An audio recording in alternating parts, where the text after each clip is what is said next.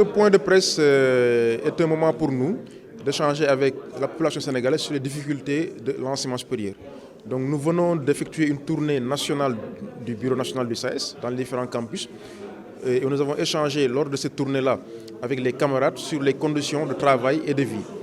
Les discussions ont porté sur plusieurs points, notamment la question des chantiers qui peinent à finir, la question des budgets qui restent insuffisants, la question en fait du foncier avec les prédateurs fonciers qui rôdent autour des universités, la question de la grille d'évaluation du CAMES qui est censé, qui vraiment au lieu de faire la promotion de l'université, va tuer l'enseignement et la recherche.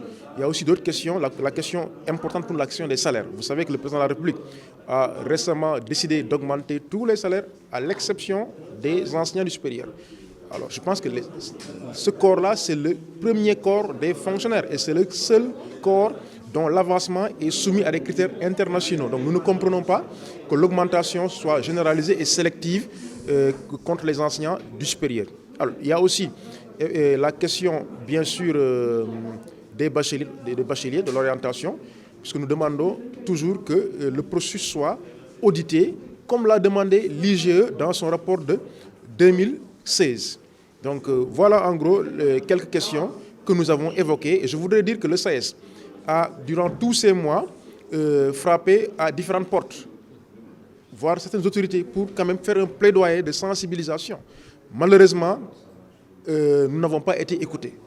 Donc nous sommes désolés de le faire, mais le SAES va déposer dès lundi matin un préavis de grève pour la prise en charge de ces questions-là.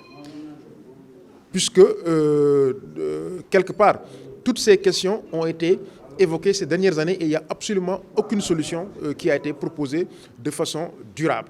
Donc le SAES réaffirme sa disponibilité, son ouverture pour le dialogue, pour que nous ayons un enseignement supérieur, public, gratuit et de qualité. La solution, c'est le dialogue et nous demandons à ce que le gouvernement nous appelle au dialogue. Je pense qu'aujourd'hui, nous ne devons pas nous concentrer sur le préavis de grève, mais nous devons nous concentrer sur l'appel à la concertation pour la résolution des problèmes, puisque c'est ce que nous prenons. Nous ne prenons pas la grève, nous ne prenons pas la lutte, nous prenons le respect quand même des textes, la mise à disposition des textes, nous prenons le recrutement d'enseignants, nous prenons le dialogue et la concertation. Donc le préavis de grève en soi, et j'aimerais dire quand même que le SAES n'est pas un syndicat va-t-en-guerre.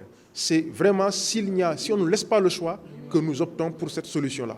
Nous lançons un appel au président de la République pour que, en tout cas, les directives qu'il a données, qu'il puisse rappeler ses ministres pour que ces directives soient respectées. Parce qu'il a donné des directives depuis le 7 avril 2022 quand il nous a reçus. Donc nous sommes ouverts au dialogue et nous rappelons aux Sénégalais que nous sommes pour l'enseignement supérieur. Donc le SAES est un syndicat de l'enseignement supérieur. Nous appelons au dialogue en tout cas.